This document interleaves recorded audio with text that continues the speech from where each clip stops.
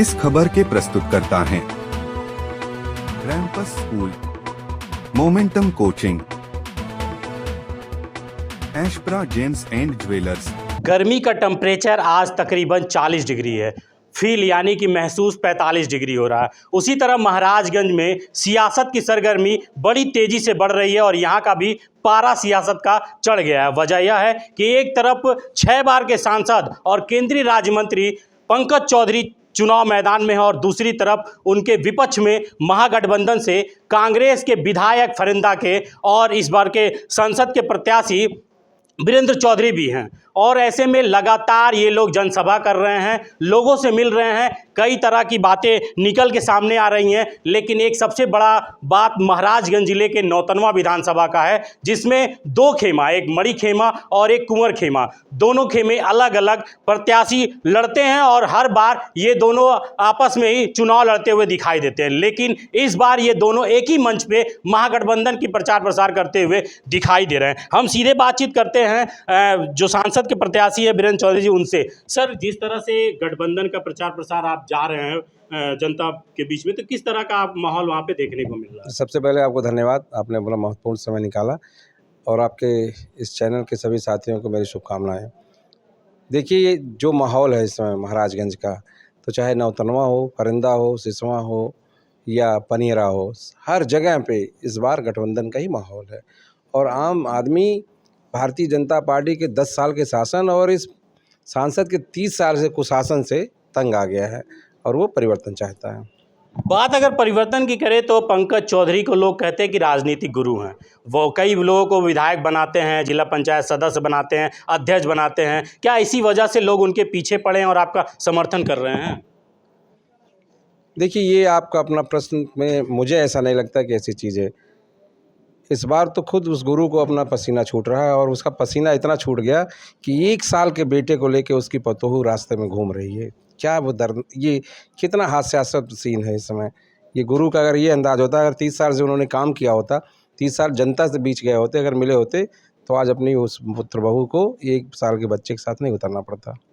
एक तरफ कुंवर खेमा आपके साथ है, दूसरी तरफ मणि खेमा है। ये दोनों लोगों का कभी आपस में बना नहीं है और एक ही मंच पे ये आपके अगल बगल खड़े रहेंगे। क्या ये मुमकिन है? बताइए, एक साथ जब राहुल जी और अखिलेश जी खड़े हो सकते हैं, तो ये तो इंडिया गठबंधन है। यहाँ तो तमाम लोग केजरीवाल साथ खड़े हैं।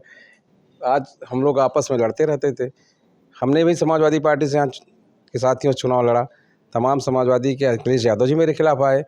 परिस्थितियाँ राजनीतिक मंच को मजबूत कर देती हैं, तो ये परिस्थितियाँ बदली हैं तो राजनीतिक मंच मजबूत होगा ही। पंकज चौधरी का ये दावा है कि हम 11+ जा रहे हैं। आपको क्या लग रहा है कि वहाँ तो एक नारा 400+ का है, इनका खुद का नारा 11 लाख प्लस का है, आप इस पे क्या कहेंगे?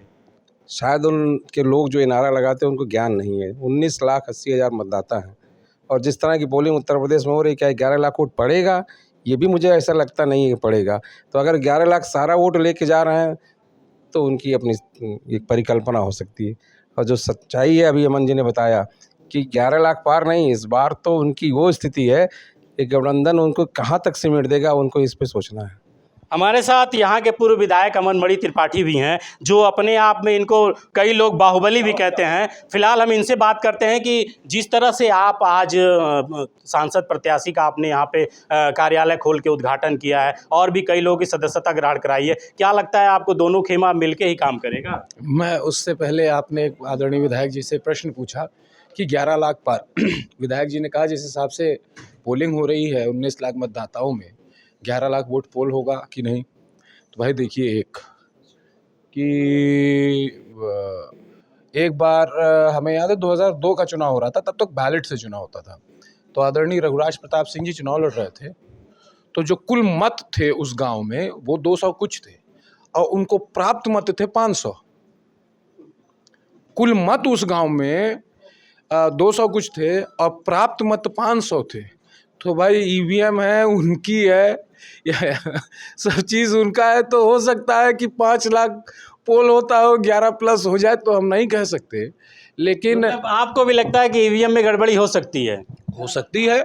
2 बार की सरकार ईवीएम की देन है, 2 बार की सरकार ईवीएम की देन है। और ये पहली बात नहीं है। इससे ये आरोप अमन मणि लगा रहे हैं जो कहते थे कि हमारे मुखिया योगी आदित्यनाथ हैं। देखिए, फिर राजनीतिक परिभाषाएं अलग होती हैं, व्यक्तिगत परिभाषाएं अलग होती हैं। हमारे संबंध आदरणीय वीरेंद्र चौधरी जी से अच्छे शुरू से रहे हैं। हमारे बाबा और वीरेंद्र चौधरी जी सामने सामने चुनाव लड़ते थे। हमारा गांव अगल बगल है, वो हमारे न्योता हकारी में आते हैं, हम उनके न्योता हकारी में जाते हैं। तो निजी संबंध और राजनीतिक संबंधों की बात अलग चीज़ें होती है।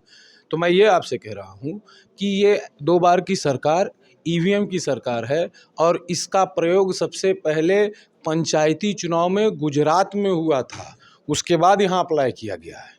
देख लीजिएगा, मैं उसका डेटा आपको दे दूंगा। एक चीज़।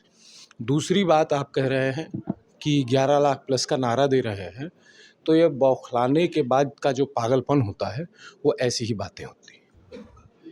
अच्छा, आप और मुन्ना सिंह दोनों एक ही मंच पे दिखेंगे, जनता क्या मतलब फील करेगी, ये कभी आप लोगों ने सोचा है?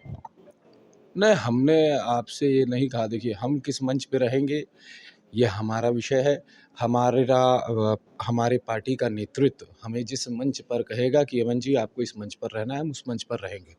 ना मैं उस मंच का व्यवस्थापक हूँ, ना आयोजक हूँ, ना मुझे तय करना है। मैं पार्टी कार्यकर्ता हूँ। अमन, आपको इस मंच पे रहना है, आपको इस मंच से भाषण देना है, इस मंच से भाषण नहीं देना है, वो मेरा विषय है। मैं जाऊँगा उस मंच पे, और कौन रहता है कौन नहीं रहता है ये उसका विषय है। लोग अपनी ज़मीन तलाश रहे हैं, तलाश लेने दीजिए।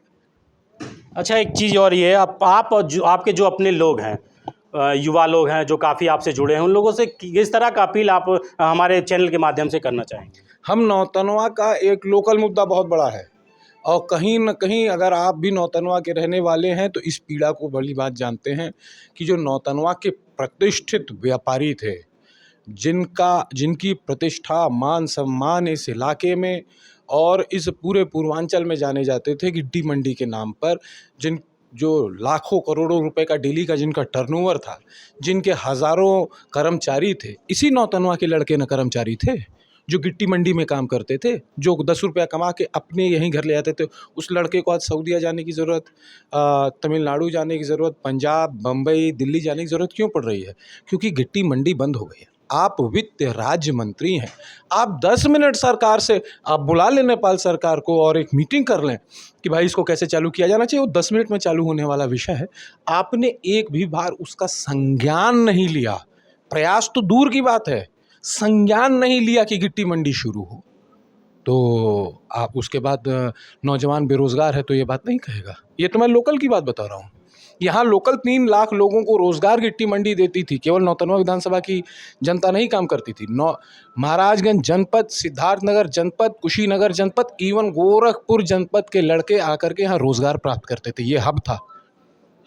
अच्छा, एक बात और है विधायक जी, जिस तरह से आप ग्रामीण क्षेत्रों में जा रहे हैं तो लोगों से किस तरह का समर्थन इनके बारे में आपको मिल रहा है? नहीं, अच्छा जन समर्थन मिल रहा है। और ऐसा नहीं है कि वीरेंद्र चौधरी जी से कोई रूबरू नहीं है, कोई नया चेहरा है, कोई जानता नहीं है। पद भले ही बाद में मिला हो, लेकिन वीरेंद्र चौधरी जी लगातार जनता के बीच जन आंदोलन को लेकर के, जन संघर्ष को लेकर और जनता के विषयों को लेकर के सक्रिय रहे और काम करते रहे। जनता उनको बखूबी जानती है, उनके कार्य करने की प्रणाली को बखूबी जानती है, उनके साथ खड़ी है। और सबका मानना है कि जो हमें पिछले 30 वर्षों से ठगा गया है, छला गया है, हमारे हक और हकूक़ को लूट के अपने जेब में भरा गया है, उसका हिसाब महाराजगंज की जनता लेने जा रही है। तो आप देख सकते हैं कि अब एक ही मंच पे 2 विधायक जो पूर्व हैं और वोट मांगेंगे अब वीरेंद्र चौधरी के लिए, जो महागठबंधन के प्रत्याशी हैं। एनबी न्यूज़ भारत के लिए महाराजगंज से अजय जायसवाल।